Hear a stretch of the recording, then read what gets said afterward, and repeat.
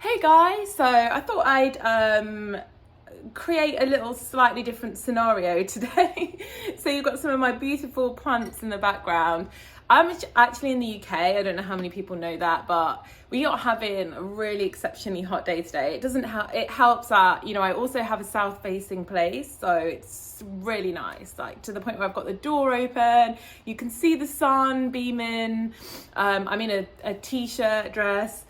I love it. I absolutely love the sun. You might be mistaken for thinking I live somewhere more tropical because I've got a lot of rare tropical plants, but no, they just have grow lights over the winter, and I just love being surrounded by plants. So I'll give you a tour sometime. There is one further down in my videos, but yeah, I was gonna go on topic, but then I always sort of let videos flow and just kind of say what I feel drawn to say. But I don't know if anyone else is feeling a call to relocate at the moment, because I have always lived here, but I have always loved the sun.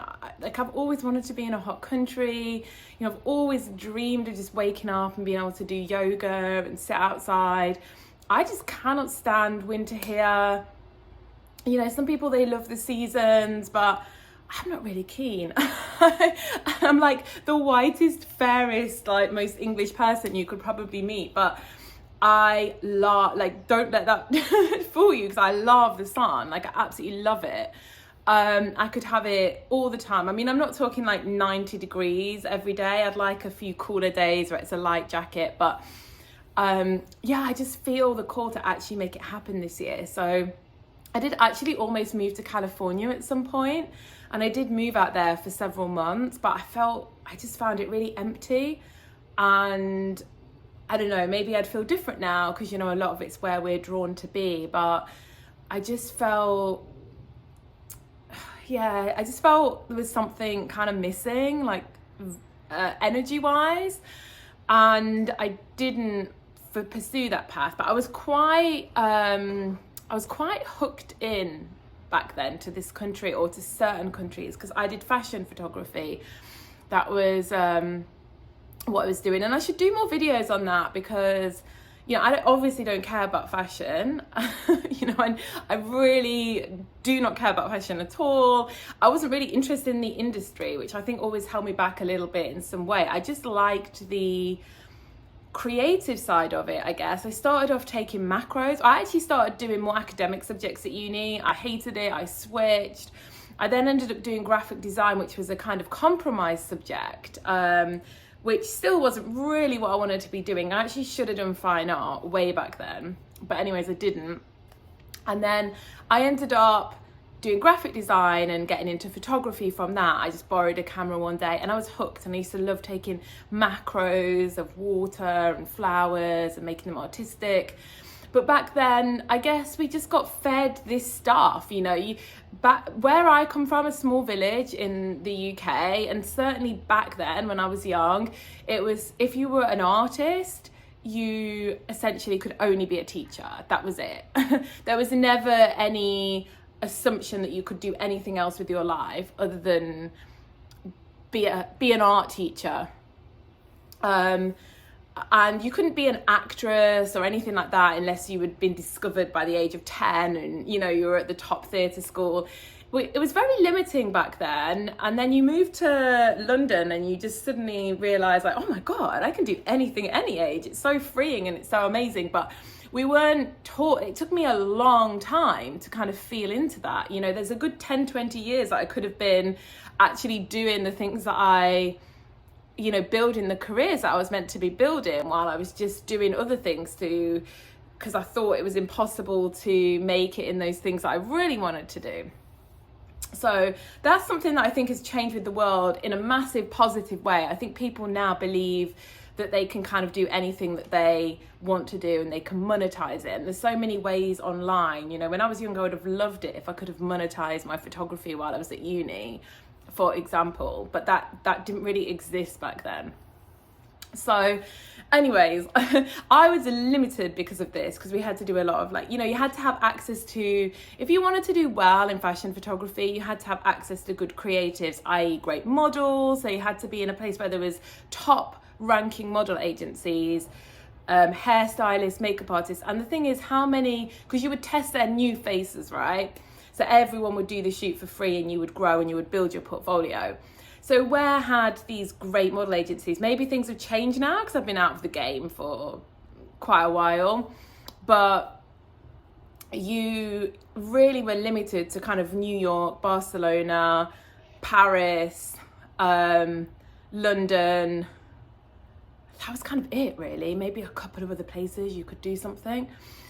And you know, New York was like, well, it's just as cold as the UK. There's just no point in leaving the UK because you don't like the weather to go to New York where it's just as busy. It's basically like living in London. Personally, I don't find there to be hardly any difference between. I spent a fair amount of time in New York, not loads of time, and obviously a lot of time in London. And I really honestly, personally don't feel there's very much difference at all. I don't know what you would gain out of living in sort of one versus the other than the sort of headache of moving. But yeah, so I thought back then about California because I thought, although there's not really a fashion scene, you can do all the like beach wear and there's still like quite cool teams that you could wear. It's not fashion, that isn't really big there, but I thought, you know, I could go more into commercial. But yeah, I just didn't feel it. But lately I'm just getting the vibe more and more that, you know, my dream life is just waking up in the morning and being able to do yoga outside, going down to the beach. You know, I might look like the whitest, fairest English person you've ever laid eyes on, but don't let that deceive you because I love the sun. Like, I just love it. Today's okay because, you know, it's super sunny out here, but I guarantee if I went outside and stopped being south facing, it would be chilly. But that's, you know, any day with sun is a preference, but I really, really, really feel drawn to a hot country. And I've kind of been switching, and I don't know, I'm just intrigued if anyone else has had this experience because I've seen a couple of other people talk about relocating coming up at the moment. And I keep switching between different places, like Florida has come on my radar for a bit. Now I'm kind of really drawn towards Montenegro, and I mean, I'll always come back here. My family is here in England, but I don't know, I just really been for a few years now really feeling that call to relocate. But anyways, I've totally digressed, but I want to start coming on here and chatting a bit more and sharing my experiences. I tend to just freestyle everything. I get a thought and I jump on, but I would like to do a bit more general chat. You know, I've had a lot of experiences over my life, and yeah, it's great to share them. Just give me a minute, I need to go check something. It's okay, I'm just making some sushi actually, so I wanted to check everything wasn't boiling over. I've also got my matcha latte, which I actually tried something different today. I made it with, so instead of just boiling water to blend the matcha, I actually made a separate rose petal tea and then used that, so it's got a slight hint of rose. Can really recommend that. But yeah, I wanted to talk a little bit today about, and I've shared a past video on this, but I think as we continue in our journey, we get a little bit better at explaining things, and sometimes I just feel like I want to revisit things. But I wanted to talk about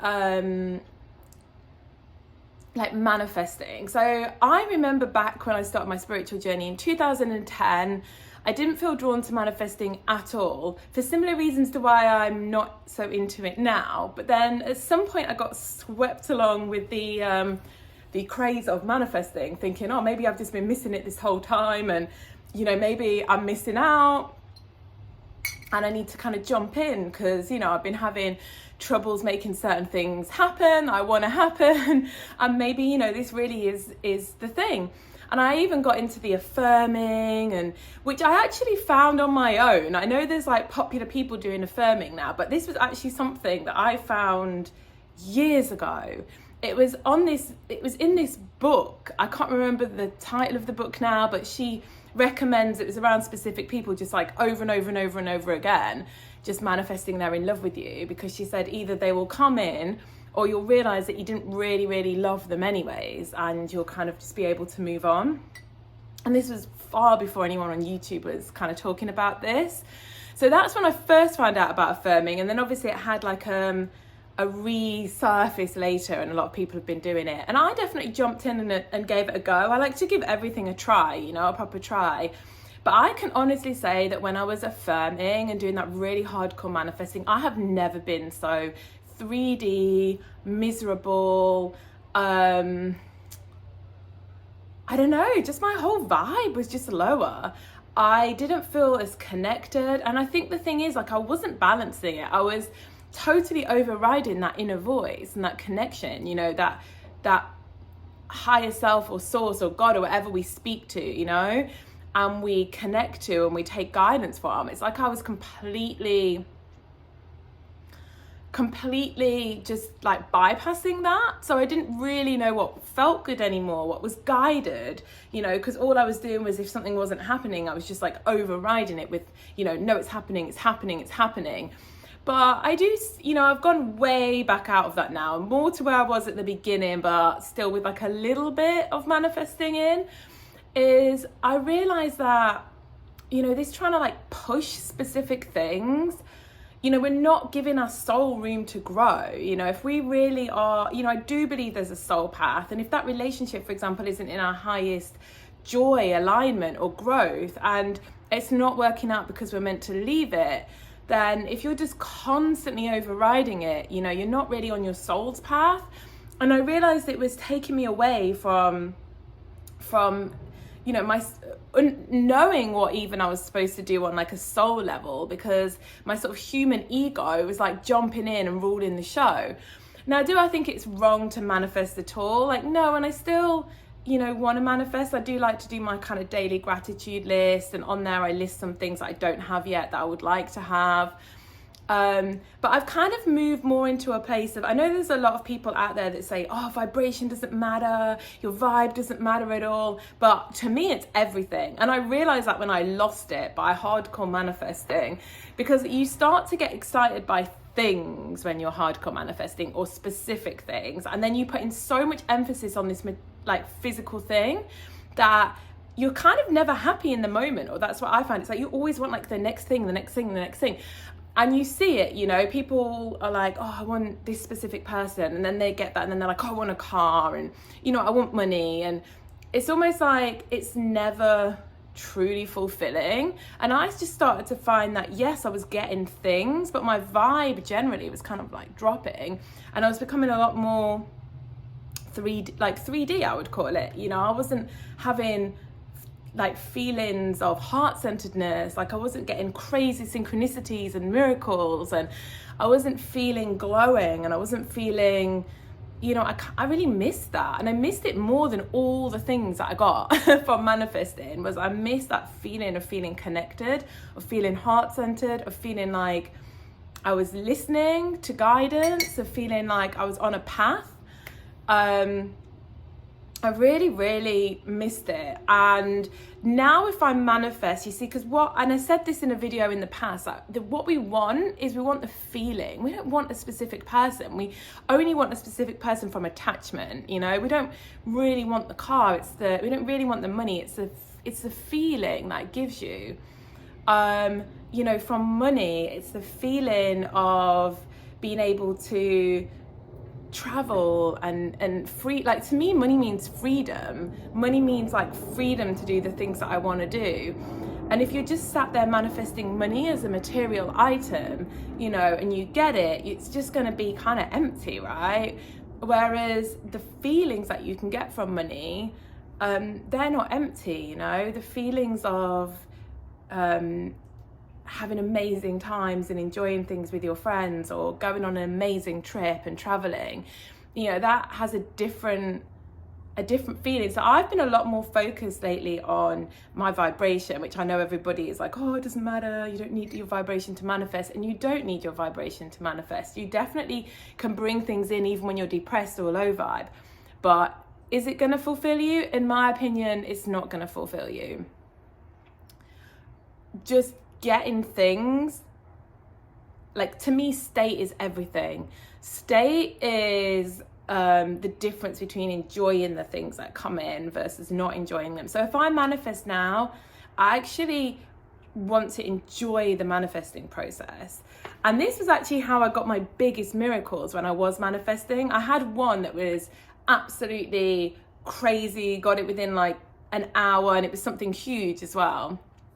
And I actually remember it was from a vision, but I didn't really force the vision. I was in a really high state and I visualized it, and I wasn't actually doing it to kind of get the thing. I was actually enjoying the visualization. I was really enjoying like having that experience that I was in that life. And literally an hour later, I got a message that led to me being in that life that I just visualized. And within 24 hours, I was experiencing it.